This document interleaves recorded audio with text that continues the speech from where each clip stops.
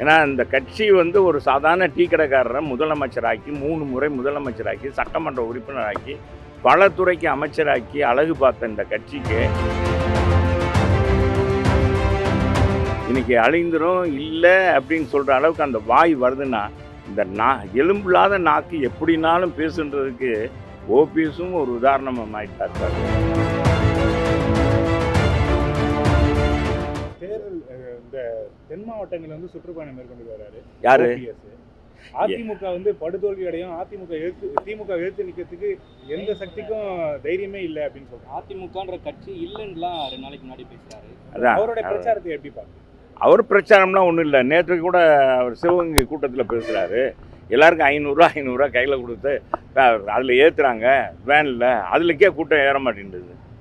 இந்த மனுஷனை வாய் போய் பார்க்குறது, இவனை மாதிரி ஒரு ஆள் மோசமானவனை பார்க்கக்கூடாது அப்படின்ற அந்த மக்களுடைய உணர்வு. நான் சொல்லலப்பா, செல்லூர் ராஜு சொன்னான் அப்படி இப்படின்னு மரியாதை குறையாக பேசினான்னு சொன்னாங்க. அண்ணன் மேலே எங்களுக்கு தனி மரியாதை உண்டு. ஆமாம், நீங்கள் அது மாதிரிலாம் நினைக்காதீங்க, தென் மாவட்டத்துக்காரு. ஆனால் அந்த அவருடைய நடவடிக்கையை வந்து இன்றைக்கி எல்லாருமே ஏச்சுக்கும் பேச்சுக்கும் ஆளாயிருக்கார்.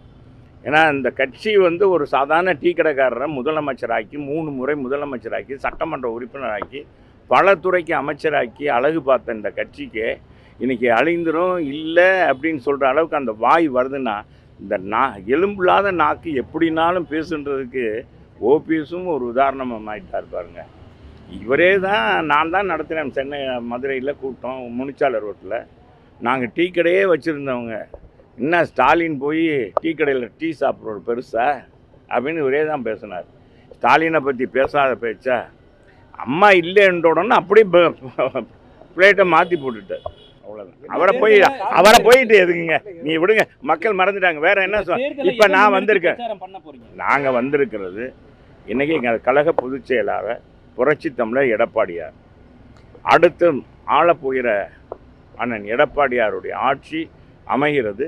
அந்த ஆட்சி அமைகிறதுக்கு பேச்சாளர் இன்றைக்கி வந்து பிரச்சாரத்தினுடைய எப்படி வழிமுறையெல்லாம் நடத்தணும், எப்படி அமைக்கணும் அப்படின்றதுக்காக எங்கள் பொதுச்செயலாளருடைய ஆணைக்கிணங்க எங்களுடைய குழுவினுடைய தலைவர் அண்ணன் நாடாளுமன்ற உறுப்பினர், முன்னாள் சபாநாயகர், முன்னாள் மத்திய அமைச்சர் அண்ணன் தம்பித்துரை அவர்கள் நடத்தினார்கள். அத்தனை குழு உறுப்பினர்களும் கலந்து கொண்டார்கள்.